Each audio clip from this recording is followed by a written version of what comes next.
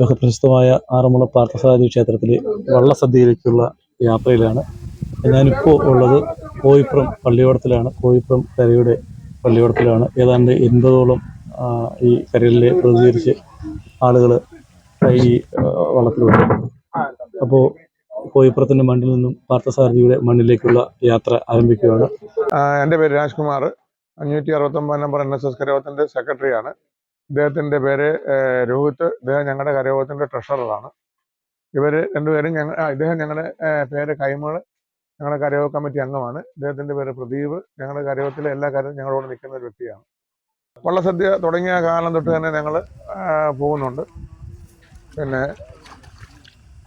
ഇത് ഞങ്ങളുടെ രണ്ടാമത്തെ വള്ളമാണ്. ആദ്യത്തെ വള്ളം ഞങ്ങൾ ഒരു 10 വർഷം മുമ്പ് അതിൻ്റെ ഇത് പണിതപ്പോൾ അത് ദഹിപ്പിച്ചു. അതിനുശേഷം ഈ വള്ളത്തിലാണ് ഞങ്ങൾ പോയിക്കൊണ്ടിരിക്കുന്നത്. സദ്യക്ക് നമ്മൾ വള്ളത്തെ പോകുന്നത് 60 പേര് 65 പേരാണ് വള്ളത്തെ എല്ലാ കാര്യങ്ങളും പൊയ്ക്കൊണ്ടിരിക്കുന്നത്. ചിലപ്പോൾ അതിൽ കൂടുതൽ കാണും, ചിലപ്പോൾ കുറവായിരിക്കും. അങ്ങനെയാണ് പൊയ്ക്കൊണ്ടിരിക്കുന്നത്. പാർത്ഥസാരഥിയുടെ മണ്ണിലേക്ക് കോയിപ്പുറത്തിൻ്റെ പ്രതിനിധികൾ യാത്ര തിരിക്കുന്നതിൻ്റെ ദൃശ്യങ്ങളാണ് നമ്മളിപ്പോൾ കാണുന്നത്.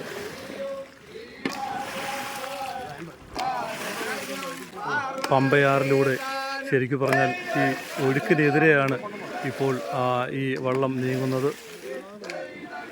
പമ്പയാറിൻ്റെ ഇടത് കരയിലൂടെയാണ് ഇപ്പോൾ ഈ വള്ളം മുന്നോട്ട് നീങ്ങിക്കൊണ്ടിരിക്കുന്നത്.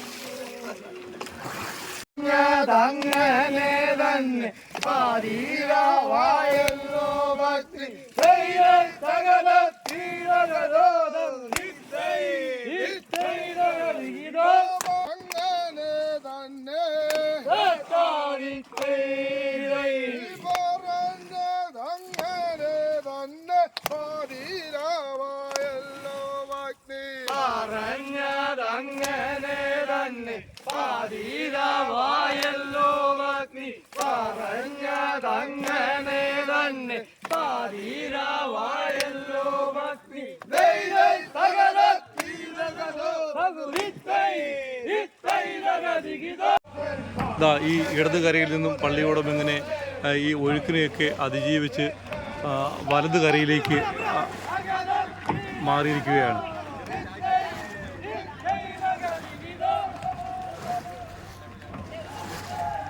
ശരിക്കു പറഞ്ഞാൽ ഈ കോയിപ്പുറം ദേശം അല്ലെങ്കിൽ കോയിപ്പുറം കരയെന്ന് പറയുന്നത് പാർത്ഥസാരഥി ക്ഷേത്രത്തിൻ്റെ പടിഞ്ഞാറ് ഭാഗത്താണ്. അപ്പോൾ പടിഞ്ഞാറ് നിന്നും കിഴക്കോട്ടേക്കാണ് ഈ വള്ളം പോകുന്നത്. അതിവിശാലമായ പമ്പ നദി, പമ്പയാർ, നമ്മുടെ പമ്പാവാസനെ തൊട്ടുണർന്ന് താഴേക്ക് ഒഴുകി വരുന്ന ഈ പമ്പയാറ് വലിയ വീതിയുള്ള ഒരുപാട് കുത്തൊഴുക്കുള്ള ഈ നദിയിലൂടെയാണ്. ആ ഒഴുക്കിനെയൊക്കെ അതിജീവിച്ചുകൊണ്ട് ഒഴുക്കിനെതിരെയാണ് ഇവിടെ ഈ വള്ളം തുഴഞ്ഞ് ഈ നമ്മുടെ കോയിപ്പുറം ദേശക്കാർ ഭഗവാന്റെ സന്നിധിയിലേക്ക് കോയിപ്പുറത്തുനിന്നും എത്തുന്നതിൻ്റെ മനോഹരമായ കാഴ്ചകളാണ്. ഈ വള്ളം തുഴയുന്ന തുഴച്ചിൽക്കാർക്ക് ശരിക്കും ഒരു നല്ല ഉന്മേഷവും ആഹ്ലാദവും അവർക്ക് ക്ഷീണമൊക്കെ അകറ്റാൻ വേണ്ടിയുള്ള ഭഗവാനെ സ്തുതിച്ചുകൊണ്ടുള്ള നല്ല കീർത്തനങ്ങൾ അവിടെ നിന്നും ഈ ഭജന സംഘം ആലപിക്കുന്നുണ്ട്. തീർച്ചയായും വളരെ മനോഹരമായ ഒരു അനുഭവം തന്നെയാണ് ഈ വള്ളത്തിലൂടെ യാത്ര ചെയ്തു പോയി വള്ളസദ്യ കഴിക്കുന്നത്. അത് ഞാൻ ശരിക്കും അതിൻ്റെ ഒരു സദ്യ കഴിക്കുന്നതിന് തൊട്ട് മുമ്പുള്ള വള്ളത്തിലൂടെയുള്ള യാത്ര, ഏതാണ്ട് 5.5 കിലോമീറ്റർ യാത്ര ചെയ്തു പോകുന്നതിൻ്റെ ഒരു നല്ല ഒരു അനുഭൂതിയിലാണ് ഞാനിപ്പോൾ ഉള്ളത്. നല്ല കുത്തൊഴുക്കിനെ അതിജീവിച്ച് പമ്പയാറിൻ്റെ നടുവിലൂടെ യാത്ര ചെയ്യുന്ന പള്ളിയോടമാണ്.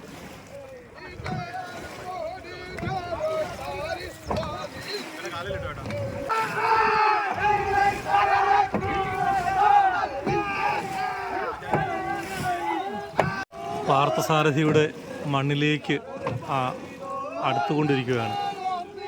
ഇനി ഏതാനും മീറ്ററുകൾ മാത്രം. ശരിക്കും ഇപ്പോൾ പമ്പയാറിന് കുറുകെയാണ് ഈ വെള്ളം തുഴഞ്ഞുകൊണ്ട് പോകുന്നത്.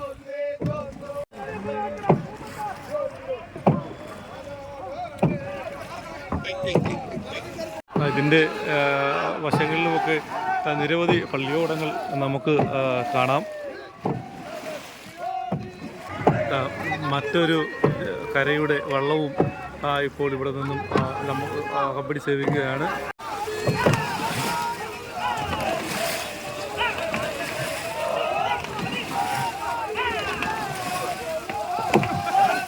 രണ്ട് വള്ളങ്ങളും തോളോട് തോളുരുമി മുന്നോട്ട് നീങ്ങുന്ന കാഴ്ച. ഒരേപോലെ പാട്ടുപാടി താളത്തിൽ ഈ ലോകപ്രസിദ്ധമായ ആറന്മുള പാർത്ഥസാരഥി വള്ളസദ്യയിൽ പങ്കെടുക്കാൻ ഇരു വള്ളങ്ങളും ഒരുമിച്ച് നിൽക്കുന്നൊരു കാഴ്ച.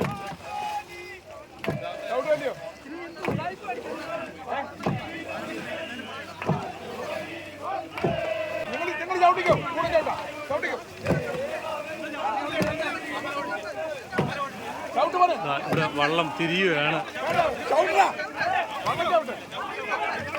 വള്ളം ചവിട്ടുന്നു. ഞാൻ സഞ്ചരിക്കുന്ന ഞങ്ങളുടെ സ്വന്തം കോയിപ്പുറത്തിൻ്റെ വള്ളവും തിരിയുകയാണ്.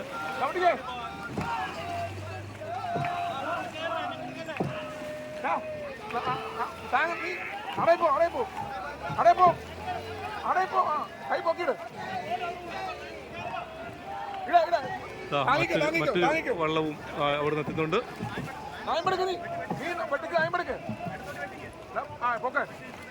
വേണ്ട വേണ്ട വേണ്ട പൊക്ക് പൊക്ക് പൊക്ക്. ആ ശരി.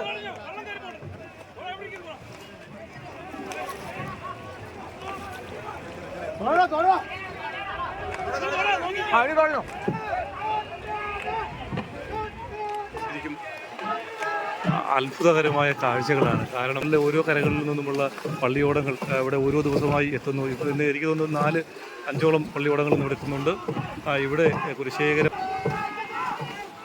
ഇടശ്ശേരി മലയുടെ വള്ളവും അതുപോലെ തന്നെ ഈ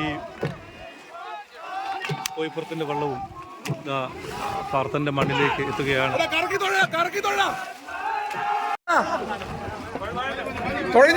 രണ്ട് ദേശങ്ങൾ തമ്മിലുള്ള ഈ ദക്ഷിണ കൊടുക്കുന്നത്.